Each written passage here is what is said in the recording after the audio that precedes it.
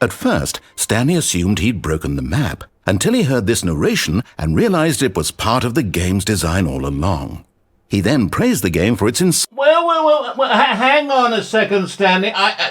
1 second, please. I need to deal with something for a moment. Just stay right there. Who the hell are you?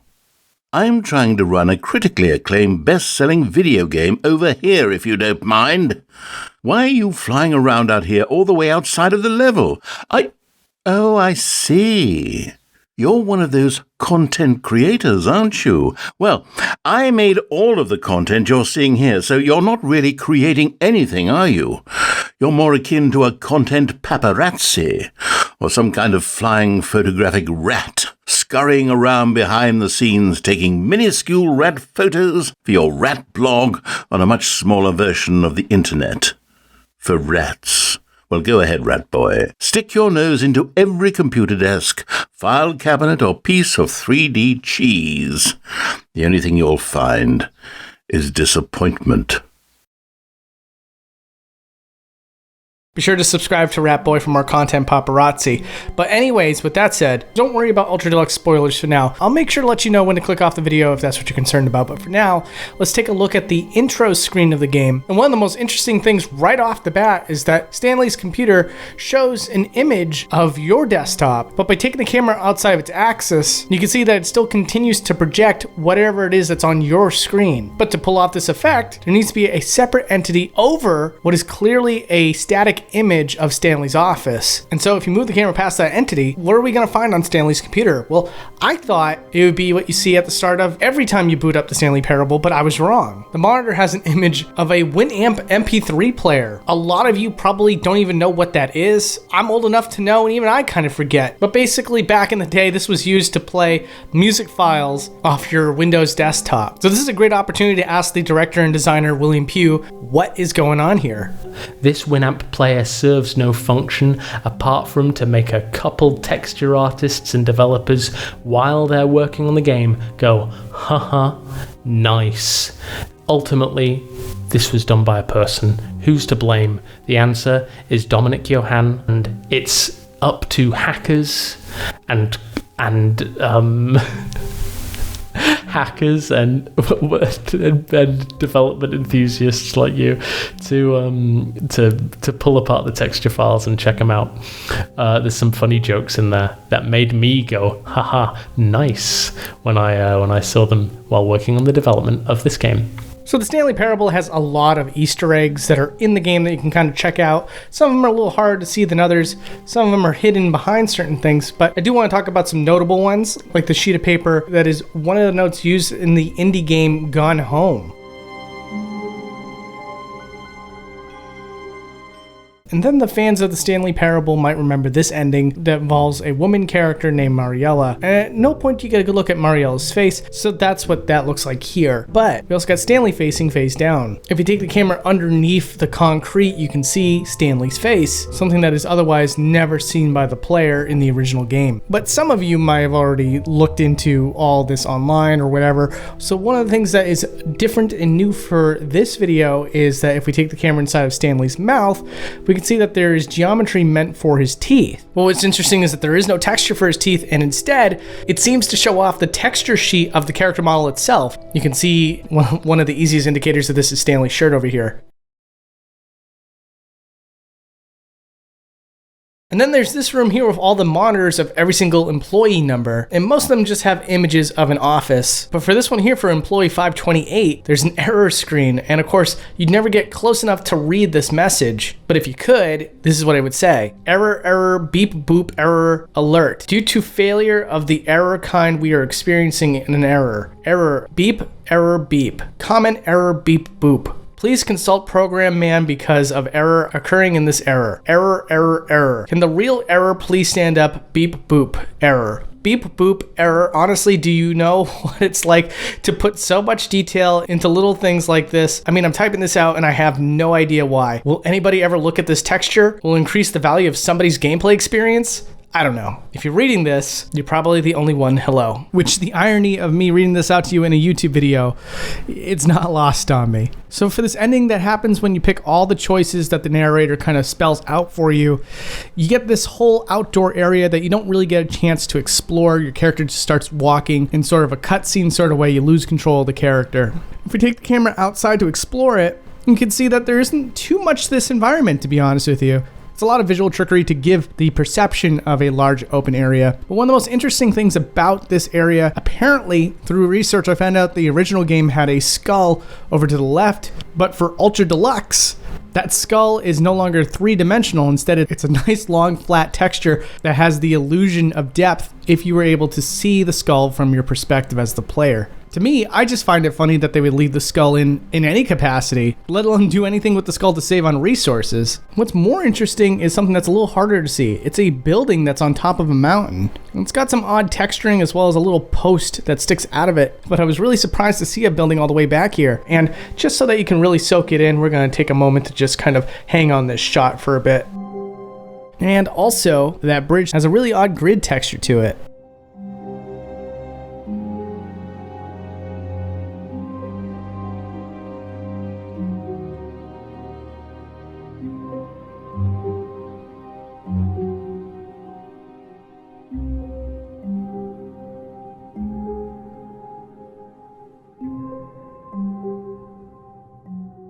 And then you might remember the God's Room. This is one of the more obscure endings that you can get in the game. And taking the camera outside of its intended boundaries, you can kind of see how the geometry is shaped for this entire room. There's a large cylinder that rests above the larger circumference of the main room itself, of all the buttons that the player gets to press. I was a little surprised. I didn't think that it would be fully modeled like this. Thought maybe there'd be a white void or something. And then there's the escape pod ending, and there's one little sign that kind of indicates to the player what's going on when you get this ending. But the warning message is kind of caked in dirt, so it's harder to read what is actually happening here. But the entire message is layered underneath the filth. And so by kind of clipping the camera a bit, you can read everything that it's supposed to say, and I'll read it out to you. It says, warning, entering the escape pod will initiate a relay that once triggered cannot be disabled or paused.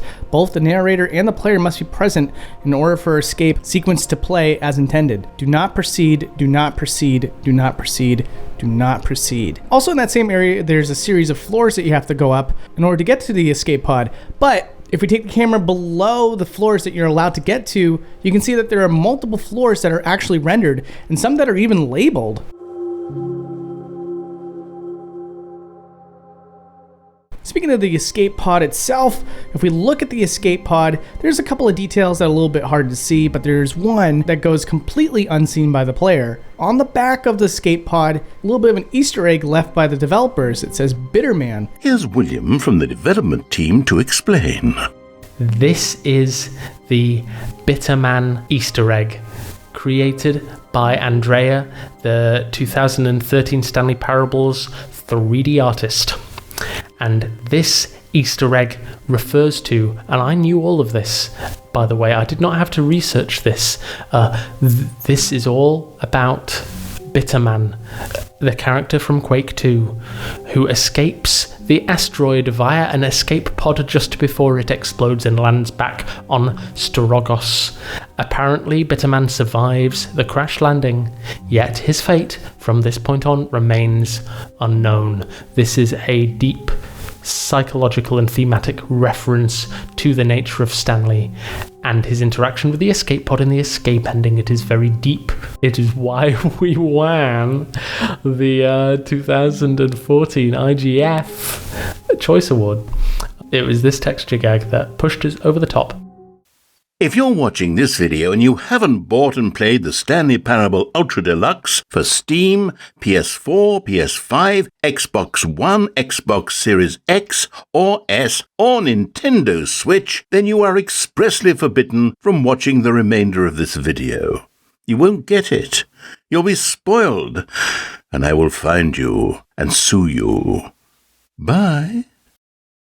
Okay, with that out of the way, let's start talking about the new content. So I spoke with William about this effect that is used heavily in this game. Apparently it's called wormholes, and I'm going to let him explain it further, but I just wanted to show you that there's so many instances in which you just seem like you're supposed to be going into another room, only to find that, in truth, before you step into the room, all you'll see out of bounds is either the void or, in a case like I just showed you a moment ago, a wall behind the wormhole path. It's a really cool effect, and it's incredible how seamless it is. While I show you more footage of wormholes in the Stanley Parable, here's William's explanation for the whole thing. This room is incredibly complex.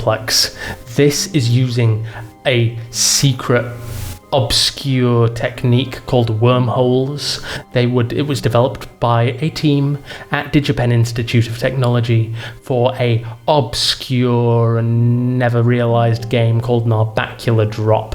It never it was a one-shot early 2000s kind of game. It did not evolve into any major franchise. These wormholes are used to aid lazy level designers like myself who want to create individual parts of a world like the monitor room and the part before the monitor room and glue them together without actually having to meld all of that fussy, weird geometry together. These wormholes are used to transport players and objects and things between two whole different parts of a video game level. The wormholes can be at different orientations or locations or rotations, and they're sometimes used in the game. They're often used in the game without you even knowing, you silly little player. You look at these two doors, bring up a picture of the two doors, look at these two doors. These two doors aren't real, they're fake. They're an illusion created by the game developers in order to fool you. The right door isn't a real door. It's not a door that you can walk through in real space. It's a wormhole. That's right, you guessed correctly, wormholes. Thanks, William. Appreciate it. All right, so next, in one of the endings where you ditch the narrator, there's this room over here that you can't access and has a bunch of monitor panels. I just wanted to take the camera up close. I can't really explain what you're looking at here, but you guys are definitely welcome to speculate in the comment section down below.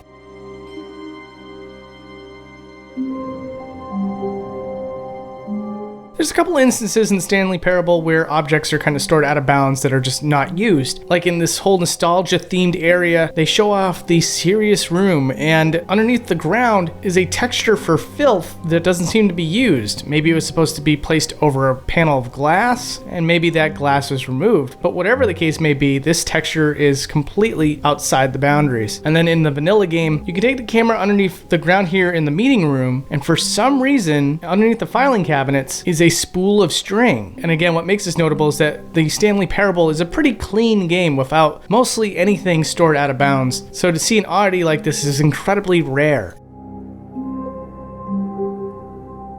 And then we got this segment here where Stanley keeps pushing the button and increases the passage of time. And I thought it was really cool how they pulled this effect off. Instead of changing the contents of one room, the developers have made several rooms and just teleport Stanley to each individual room the player has gotten to next.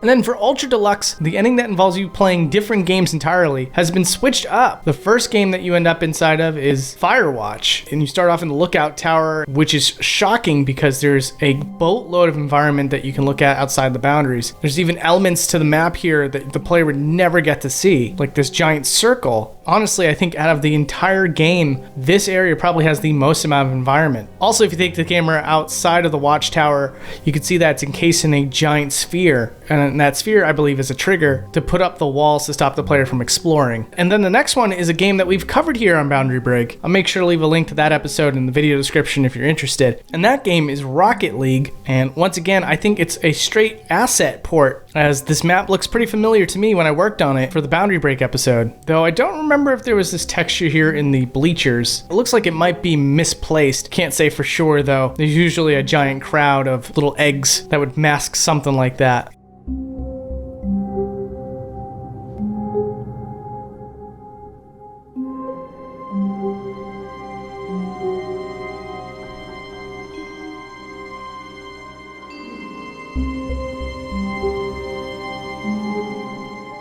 And then there's going to be this ending over here where Stanley tries to convince the bucket about the magic of the number 3. And if you take the camera over to this waiting room that you can't seem to get to, for some reason, there's a low poly rat hiding on one of the sofas. I love it. I don't know why it's here, but it's great. Really appreciate that that was left there for folks like me. And also in the same exact area, there's a hallway that Stanley can't access. And at the end of that hallway is a poster that doesn't seem to be used anywhere else. So it largely gets unused because it gets placed outside of the player's view. It's a poster that says, "How I Stopped Climate Change." And then in brackets it says, "I'm 11, by the way." Also, for one of the rooms that we talked about earlier with the button that allows you to skip time, there's a crack in the ceiling, and if you take the camera above that crack and look what's there, you got an untextured plant, which is pretty awesome, but then also the texture sheet, it looks like, for some area that's just kind of smeared over the top. And then there's an ending where Stanley will place the bucket in the escape pod. Showing this from another angle will show you that the bucket that you've been carrying around actually just kind of drops underneath the map and then is replaced by a pair of arms that is not attached to any body as he places another bucket into the pod.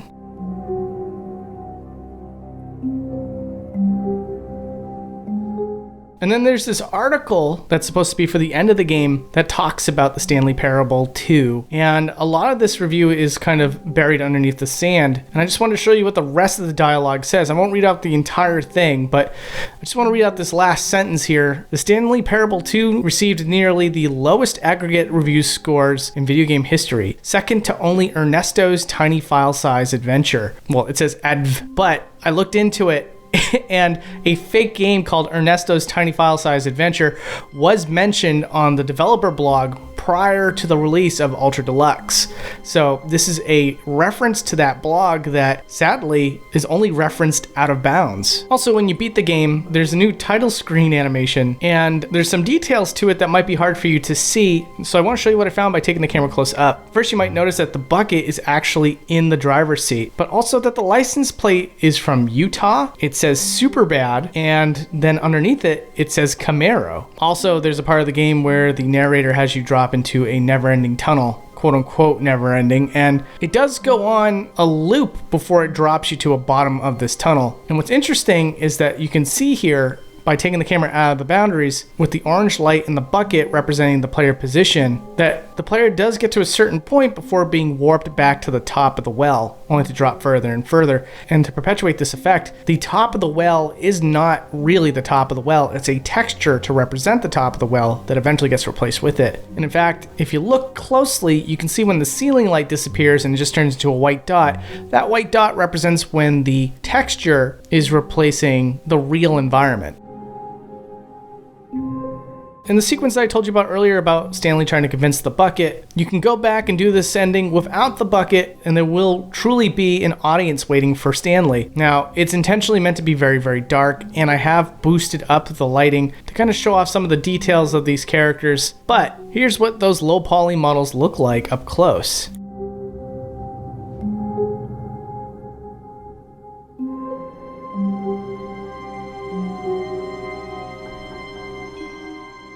And lastly, for some reason, at any given time when you're playing the Stanley Parable 2, there are two constants. Whether you have the bucket or not, the bucket will always be hanging in existence. It'll be somewhere directly behind Stanley so that it can't be seen if you're not holding the bucket, and obviously if you are holding the bucket, then it's in view. And lastly, the other constant is that a Stanley collectible is always, and I mean always, no matter how many you collect, hanging in the void. And with that said, I just want to say thank you so much to Crows for helping me out with this episode. As always, when I have a developer guest on the show, I leave the final words to them, and so I present to you William's outro. Thanks again, sir, for being on the show. Take it away. Dear viewer, a lot of other guest developers would try to bamboozle you with a convoluted and complex outro. However, I will get down to the point. I am here not because I'm a big fan of Boundary Break, nor because I am passionate about the nature of game design, but because I need to promote this product. The Stanley Parable Ultra Deluxe is out now, and despite what you've seen in this video, it is absolutely significantly larger than the original game, which was critically acclaimed, let me remind you.